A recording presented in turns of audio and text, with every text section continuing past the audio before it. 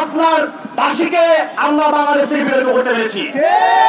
আপনাকে দক্ষিণ এশিয়া থেকে আরো ওই দিল্লিকে বিতাড়িত করতে আমাদের বেশি সময় লাগবে না।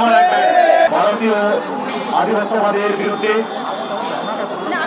আজকে জাতীয় নাগরিক কমিটি কর্তৃক আয়োজিত এই বিক্ষোভ সমাবেশে উপস্থিত সবাইকে জাতীয় নাগরিক কমিটির পক্ষ থেকে শুভেচ্ছা জানাচ্ছি।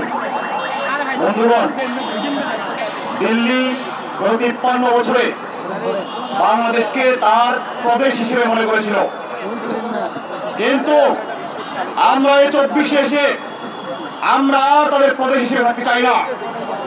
ওরা দিল্লি থেকে আমাদেরকে ইশারা দিবে আর আমাদের স্বাধীন সার্বভৌম রাষ্ট্র তার ইশারায় চলবে, এটা বাংলাদেশ আর কখনো হতে দিব না আমরা। দিল্লি তো সারা দক্ষিণ এশিয়ার পুনরাশা হয়ে পড়েছে।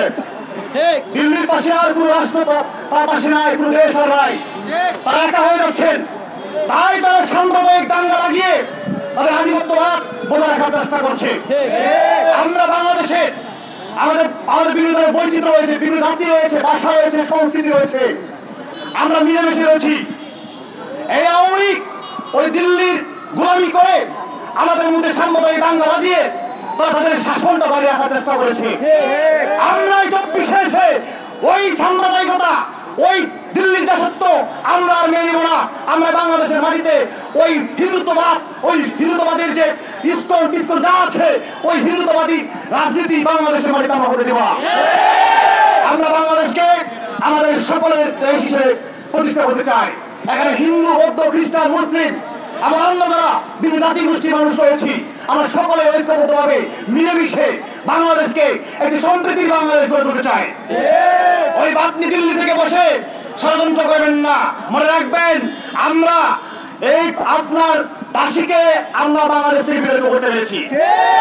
আপনাকে দক্ষিণ এশিয়া থেকে আরো ওই দিল্লিকে বিতাড়িত করতে আমাদের বেশি সময় লাগবে না। আমরা সকলে ঐক্যবদ্ধ হচ্ছি, আপনারা সবাই আরো ঐক্যবদ্ধ হন।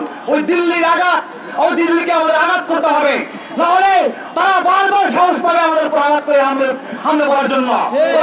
দিল্লির শাসনকে আমরা আজকের সমাবেশ থেকে প্রত্যাখ্যান করছি, দিল্লিকে আমরা বয়কট করছি।